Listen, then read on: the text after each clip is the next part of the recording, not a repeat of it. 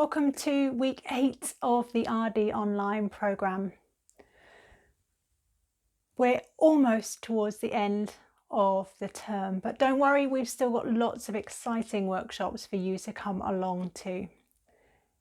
So for this week, our highlights include managing the upgrade, and we think this is so important that we're running it twice this week, once during the day and again as a twilight session.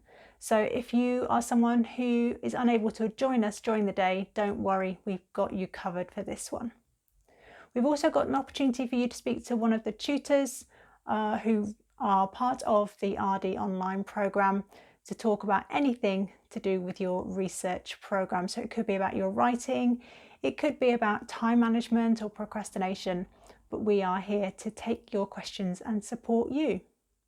Also this week we are running our regular monthly tweet chat. If you're not quite sure how to use Twitter, don't worry, we've got a workshop for you prior to our tweet chat this week, Twitter for researchers. So do have a look on SkillsForge and book.